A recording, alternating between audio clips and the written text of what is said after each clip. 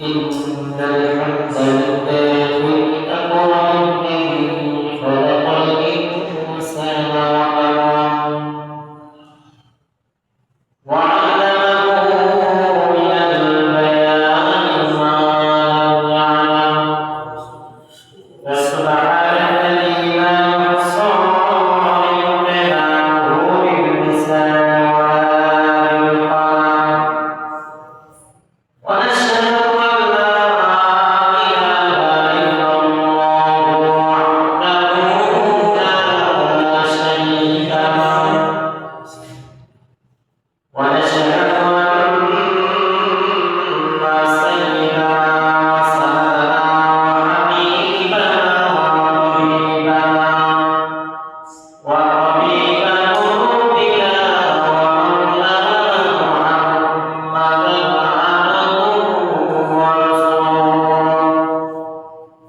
الذي أرسله بالحق بشيرا ونذيرا وداعيا إلى الله بإذنه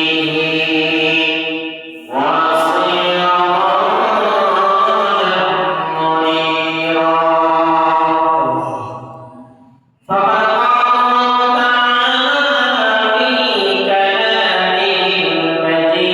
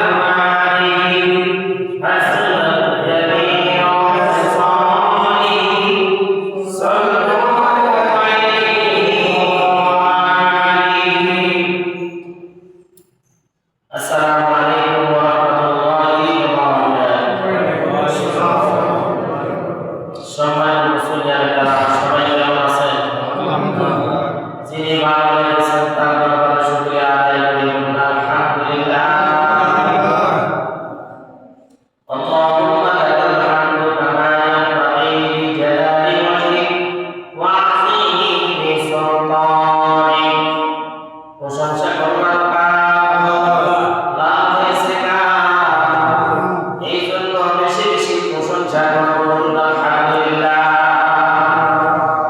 আমাদের দ্রুত সালাম গ্রহণ করে সোনার মদিনায় যে মদিনায় শুয়ে আছে কারণ কায়নাতের নবী শ্রেষ্ঠ নবী আপনার আমার সকলের কামনায় নবী হযরত মুহাম্মদুর রাসূলুল্লাহ সাল্লাল্লাহু আলাইহি ওয়াসাল্লামের পর আজকে জুমা জিলহজ মাসের প্রথম জুমা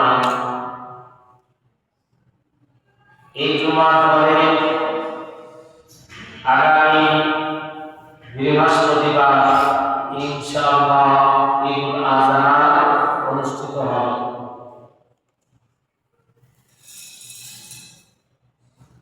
এই জুমাতে আমরা যে বিষয়ে আলোচনা করব সেটা হলো প্রত্যেক জাতির উপর আল্লাহ তাআলা কুরবানি দিয়েছিলেন। সেই বিষয়ের উপর আলোচনা করতে গিয়ে আমরা দেখব যে সেই জাতির ভিতরে কাদের কোরবানিগুলো কবুল হয়েছিল এবং কিভাবে কোরবানি করলে আল্লাহ তাআলার দরবারে কোরবানি কবুল হয় এই সকল বিষয় নিয়ে আলোচনা করার চেষ্টা করব। আল্লাহ তাআলা আমাদেরকে আলোচনাগুলো শুনে সেগুলো জানার করার তৌফিক দান করুন আমিন। আপনাদের সামনে সূরা হজের 34 নম্বর আয়াত তেলাওয়াত করেছি। আয়াতে পাকে আল্লাহ আলামিন বলেন ওয়ালিকুল্লি উম্মাতিন জাআলনা মানসাকান লিয়াযকুরু ইসমাল্লাহ আলা মা রাযাকাহুম মিন বাহিমাতিল আনআম ওয়ালিকুল্লি উম্মাহ প্রত্যেক উম্মতের জন্য আল্লাহ তাআলা কোরবানি দিয়েছেন, কোরবানি দান করেছেন প্রত্যেক উম্মতের জন্য। এই জন্য যাতে করে উম্মতের লোকেরা তাদের পশুগুলোকে কোরবানি করতে গিয়ে আল্লাহর নাম নিতে পারে। সুবহানাল্লাহ। প্রত্যেক জাতিকে আল্লাহ তাআলা কি দিয়েছেন? কোরবানির নিয়ম দিয়েছেন। পৃথিবীর জমিনে সর্বপ্রথম মানব হযরত আদম আলাইহিস সালাম তিনি পৃথিবীতে তাশরীফ আনার পরে আল্লাহ তাআলা আদম এবং হাওয়াকে একজোড়া করে সন্তান দান করেছিলেন। এভাবে করে 40 জোড়া সন্তান আল্লাহ তাআলা তাদেরকে জোড়ায় জোড়ায় দান করেছিলেন। বলুন সুবহানাল্লাহ। এই সন্তানদেরকে আল্লাহ তাআলা দেওয়ার পরে আদম আলাইহিস সালামকে শরীয়ত দান করলেন। ও আদম, তোমার সন্তানদেরকে ঘোষণা করে দাও, ও আমার সন্তানেরা, তোমরা যারা একসাথে এক ভাই এবং বোন জন্মগ্রহণ করেছো, তোমরা একে অপরের সহোদর ভাই বোন। কি ভাই বোন? সহোদর ভাই এবং বোন। সহোদর ভাই বোন এদেরকে বিবাহ করা যাবে না। সহোদর ভাই এবং বোনকে বিবাহ করা যাবে না, হারাম করে দিয়েছেন। আদম আলাইহিস সালামের শরীয়তে আল্লাহ তাআলা বলে দিয়েছেন প্রথম জোড়া ছেলে, পরের জোড়া মেয়ে, পরের জোড়া মেয়ে, প্রথম জোড়া ছেলে। এভাবে করে তারা বিবাহ বন্ধনে আবদ্ধ হবে। আল্লাহ রাব্বুল আলামিন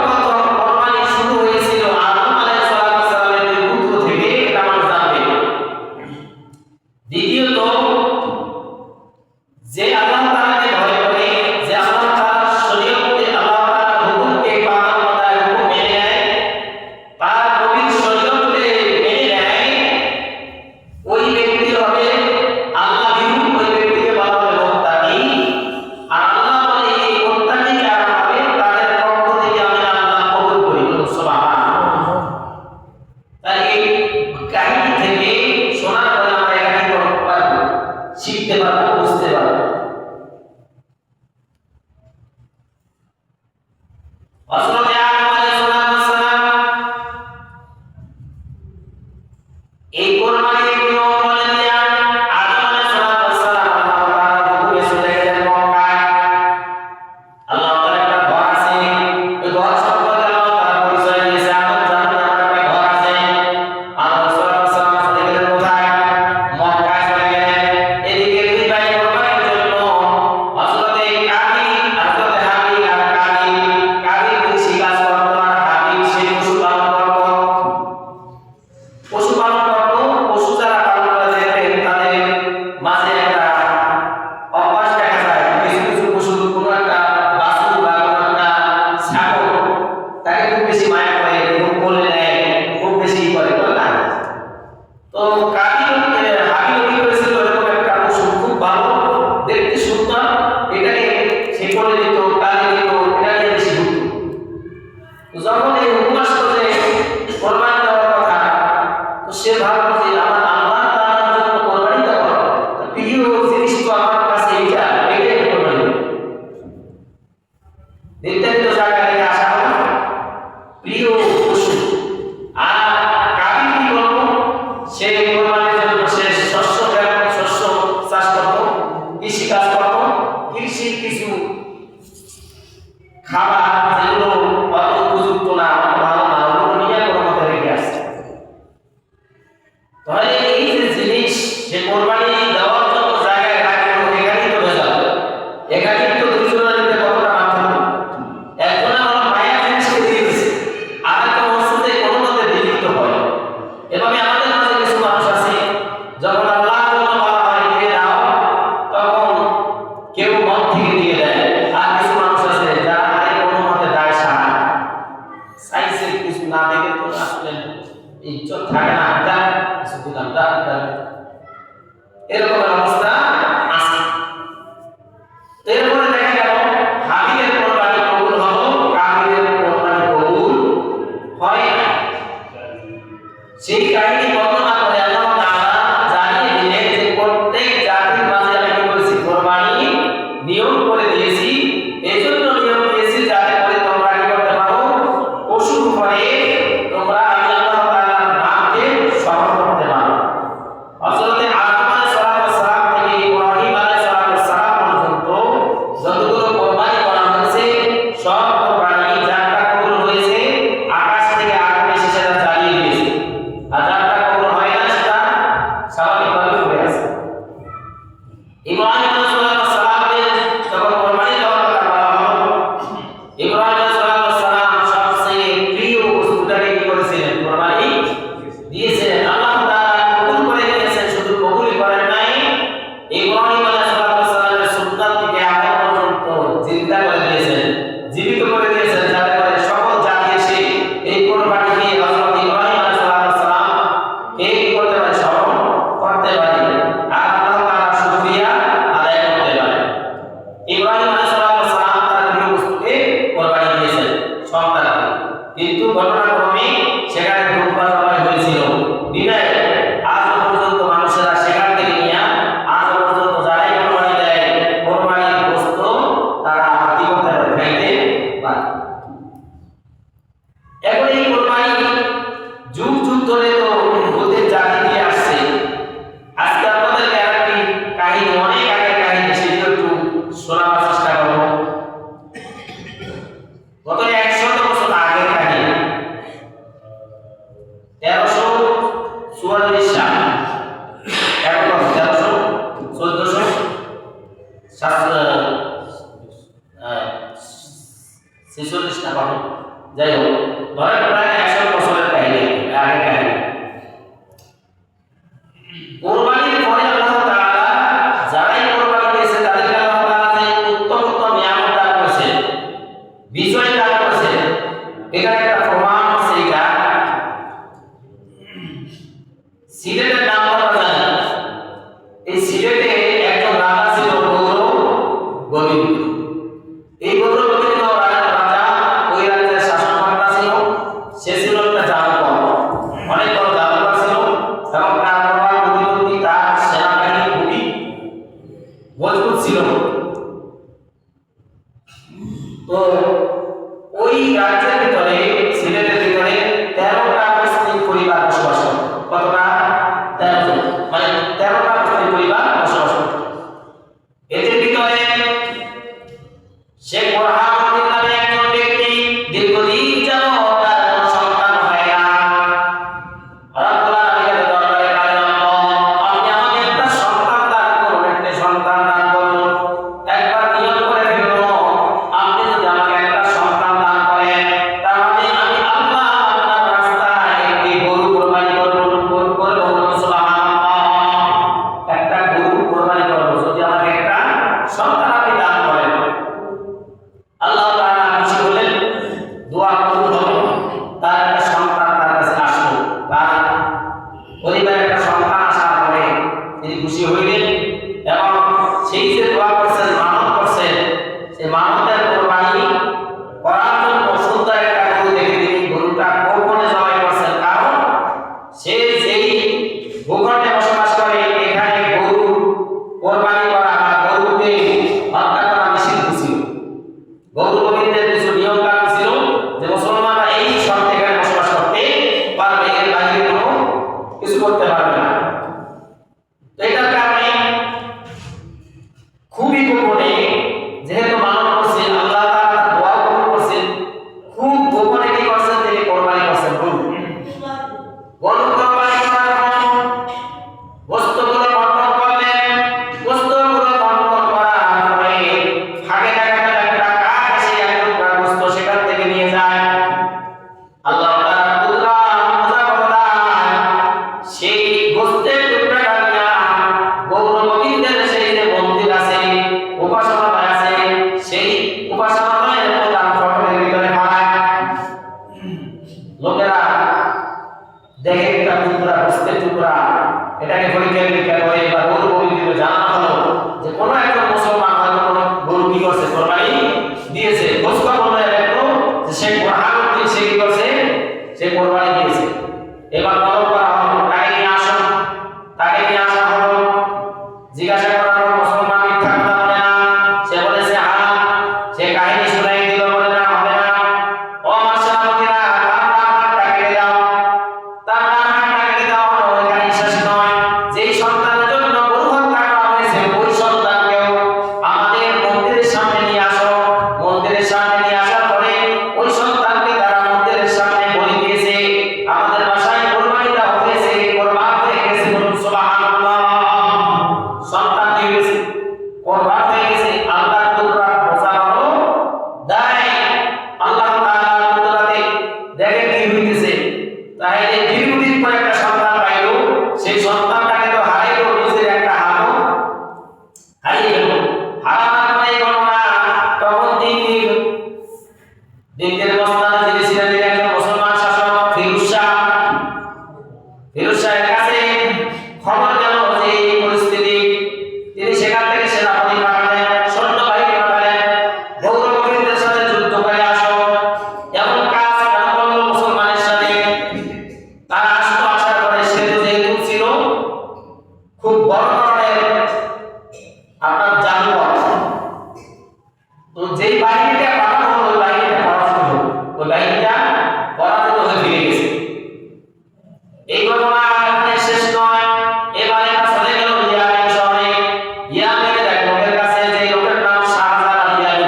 নাম কি? শাহজালাল ইয়ামি রহমাতুল্লাহি আলাইহি। তিনি যখন শুনলেন যে এরকম একটা ঘটনা ঘটেছে, তখন সেখান থেকে তারা 360 জন আল্লাহওয়ালা লোকগুলো তারা চলে আসছে সিলেটে। এবং নিজামুদ্দিন নামে এক লোক ছিল, সেখান থেকে সেনাপতি পাঠানো হয়েছে, সৈন্যবাহিনী পাঠানো হয়েছে। তাদের সাথে তারা একত্রিত হয়ে এসে গৌর গোবিন্দের সাথে যুদ্ধ শুরু করছে। যুদ্ধ শুরু করার পরে এক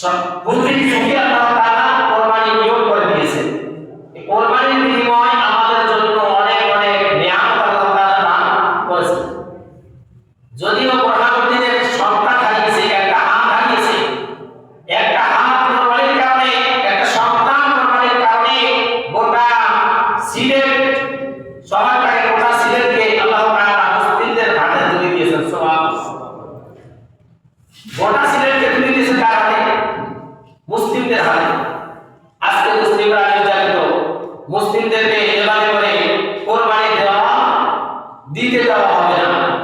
আল্লাহ তাআলা তোরা কোরবানি দিতে দিবি না, ঠিক আছে, তো কোরবানির গরুগুলো বেচবি কার কাছে? বেচার জন্য তো মুসলমানই লাগবে নাকি? আজকে হাহাকার, আজকে কান্নাকাটি, আজকে কত কিছু হইতেছে, তারপর মুসলমানদের উপর অত্যাচার আছে না নাই? অত্যাচার আছে। এই কোরবানি আমাদের জীবনে আসে আবার চলে যায়, আসে চলে যায়। কোরবানি থেকে আমাদেরকে শিক্ষা নিতে হবে।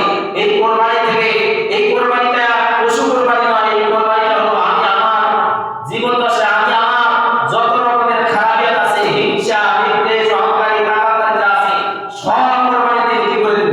আমি জবাই করে দেব, আমি সেখানে কোরবানি করে দেব, তারপর আমি একজন মুত্তাকি হয়ে যাব। আল্লাহ রাব্বুল আলামিন যুগে যুগে অনেক ঘটনা ঘটিয়ে তারা বান্দা বান্দীদেরকে শিক্ষা দিয়েছেন। আল্লাহ তাআলা তার বান্দা বান্দীদেরকে চান গুনাহমুক্ত করে দিয়া তাদেরকে জান্নাতি বানাতে। যারা আল্লাহ তাআলার ডাকে সাড়া দেয়, নবীদের ডাকে সাড়া দিয়া আল্লাহ তাআলাকে মেনে নেয়, আল্লাহ তাআলা তাদেরকে দুনিয়ার কল্যাণ দান করেন, দুনিয়ায় বিজয় দান করেন, আর আখিরাতে তাদের জন্য আল্লাহ তাআলা জান্নাত নামক স্থান রেখে দিয়েছেন, জান্নাতুল ফেরদাউস রেখে দিয়েছেন। এই জন্য আমরা যারা কোরবানি করব, বলুন কার জন্য কোরবানি করব? আল্লাহর জন্য কোরবানি করব। হাবিল এবং কাবিলের ঘটনা থেকে আমরা কি বুঝলাম? হাবিলের সম্পদ ছিল খুবই মায়া, সম্পদ ছিল খুবই নিখুঁত, আর কাবিলের সম্পদ সেটা সুন্দর ছিল না, সেটা মাঝে ভেজাল ছিল, সেটা ভালো ছিল না।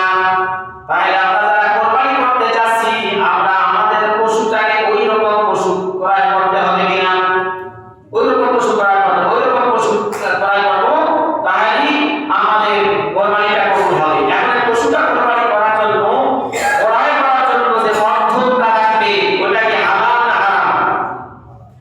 হালাল। বলেন তো, আপনার যে সম্পদ আছে, আপনার সম্পদের কত অংশ হালাল, কত অংশ হারাম? আপনার চাইতে দ্বিতীয় আর কেউ জানে? দ্বিতীয় আর কেউ জানে না। তাহলে আপনি আল্লাহর জন্য দিবেন, কোথা থেকে দিবেন? হালাল থেকে না হারাম থেকে? হালাল থেকে দিতে হবে। কেননা ইন্না লা ইয়াতাকাব্বালুল্লাহু মিনাল মুত্তাকিন, নিশ্চয় আল্লাহ তাআলা মুত্তাকিদের থেকে কবুল করেন, মুত্তাকিদের থেকে কবুল করেন। তাহলে কবুল যদি করাইতে হয়, আমার হালাল উপার্জিত অর্থ থেকে আমি কি করব? কোরবানি। কোরবানি ওয়াজিব কার উপরে? কোরবানি ওয়াজিব হচ্ছে মুসলমান সুস্থ, মুকিম এবং সামর্থ্য। মুসলমান সুস্থ, মুকিম, সামর্থ্যবান, প্রাপ্তবয়স্ক, এই শ্রেণীর লোক যারা আছে তাদের উপর কোরবানি ওয়াজিব। কোরবানি ওয়াজিব। কত টাকা থাকলে 2026 সালে কোরবানি ওয়াজিব? আমরা সবসময় সোজা না বুঝি। কত টাকা থাকলে সোজা বলে দেন, কত টাকা থাকলে কোরবানি ওয়াজিব? জিলহজের 10, 11, 12 এই 3 দিন, 10, 11, 12 এই 3 দিনের, অর্থাৎ জিলহজের 10 তারিখ সুলহে সাবিক থেকে, অর্থাৎ সুলহে সাবিকের পর থেকে জিলহজের 12 তারিখ সূর্যাস্তের আগ পর্যন্ত সময়ের ভিতরে কারো নিকট 1,86,795 টাকা পায়ের আশেপাশে থাকলে তার উপরে কোরবানি ওয়াজিব। 1,86,795 টাকা কম বেশ। এটা কি থেকে নির্ধারণ? রূপা থেকে। 52 ভরি রূপার যে সম্পূর্ণ মূল্য, যেটা ওই পরিমাণ সম্পদ যদি এই 3 দিনের ভিতরে থাকে, তাহলে ছিল না, হঠাৎ আসছে 3 দিনের মধ্যে, তাহলে তারপর কোরবানি ওয়াজিব। যখন কোরবানি ওয়াজিব হয়ে গেল, এখন আপনি আপনার এই হালাল অর্থ থেকে আপনি কোরবানি করবেন। এখন কোরবানি করার টাকাও নেই, এখন কি দরকার? পশু দরকার। পশুর জন্য বাজারে যাইবেন। বাজারে কয়েক শ্রেণীর পশু, 1 নাম্বার হচ্ছে উট, 2 নাম্বার হচ্ছে গরু বা মহিষ, তারপর হচ্ছে বকরি, ভেড়া বা দুম্বা।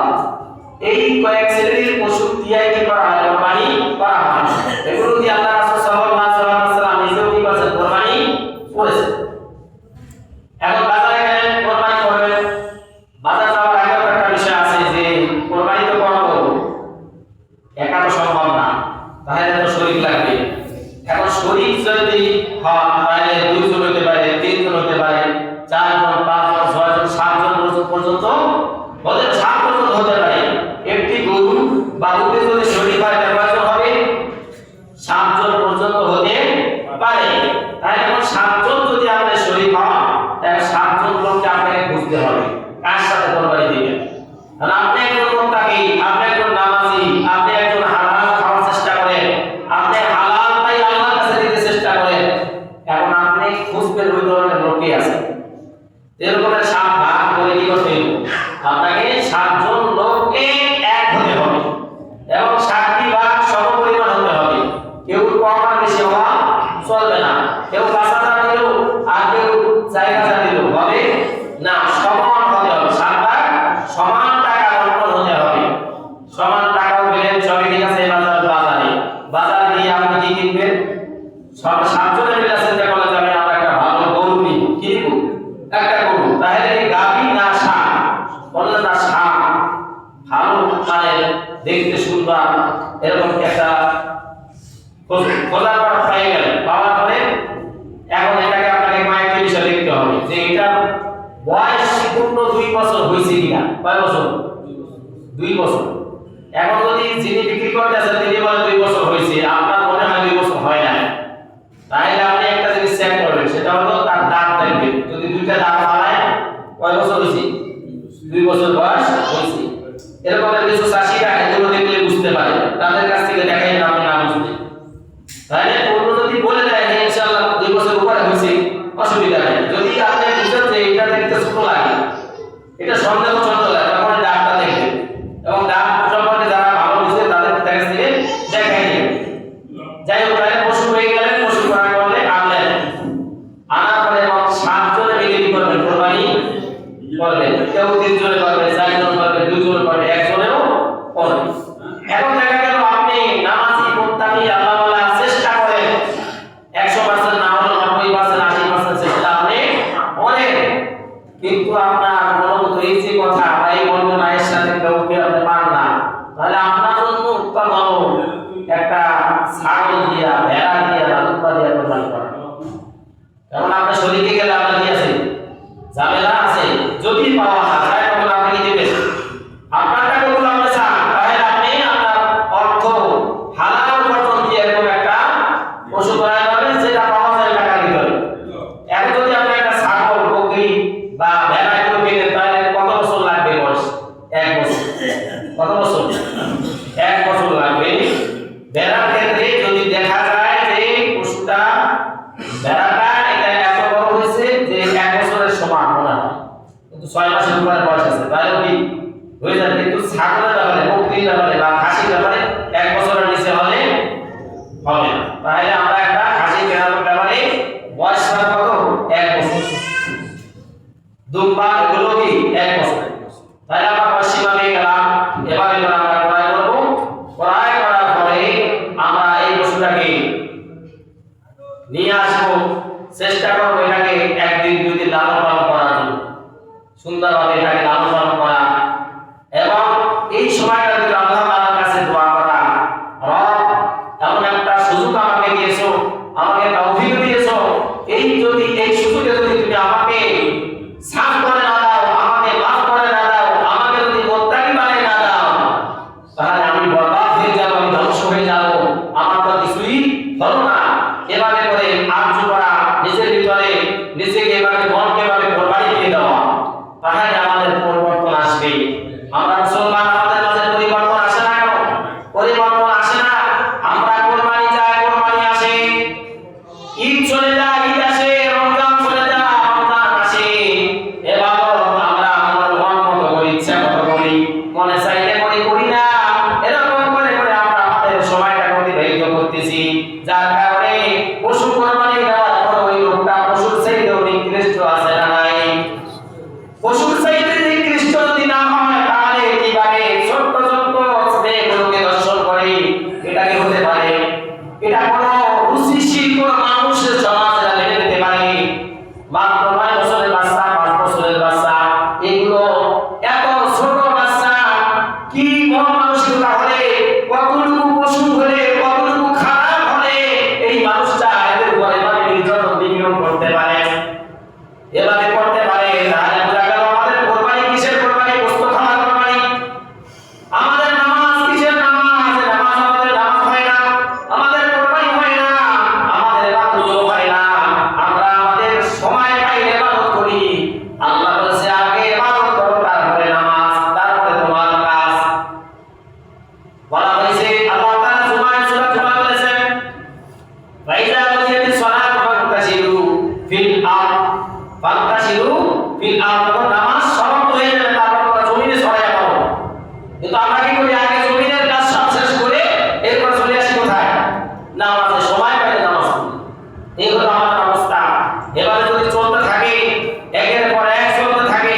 তাহলে আমরা কোরবানি দিব, আমাদের পশুর তো কোরবানি হবে না, আমরা কোরবানি দিব হালাল টাকা না হারাম টাকা দিয়া, যার ফলে কি হবে আরো দুর্ভোগ বেশি হবে। আমাদের সন্তানদেরকে কোরবানি যুগে যুগে সন্তানদেরকে কোরবানি দিয়ে এসেছে। গৌর গোবিন্দর কাছে কি করছে, নিজের সন্তানকে কোরবানি দিচ্ছেন না, আল্লাহ তাআলা এই উসিলায় একটা সহায়কে বিষয় দান করে দিয়েছেন। আজকে আমার কোরবানির বদৌলতে আমার কি পরিচিত হয়েছে, আমি কি অর্জন করেছি, এটা আমার বিষয় দেখার বিষয়। অবশ্যই আল্লাহর পথে কোনো জিনিস খরচ করলে সেখান থেকে ফিডব্যাক আসবে, সেখান থেকে বেনিফিট আসবে, এটা আল্লাহর ওয়াদা। আপনি আল্লাহ তাআলার জন্য কোনো কাজ করছেন, সেখান থেকে আপনি কিছুই পাবেন না, হতে পারে যদি কিছুই না আসে বোঝা যাবে আপনার এই কাজ আল্লাহ তাআলার হুকুম অনুযায়ী হয় না, রাসূলের তরিকায় হয় না। তাহলে আমরা এই বিষয়গুলোকে খেয়াল রাখবো। আগামী বুধবার হচ্ছে 9 তারিখ, 9 তারিখ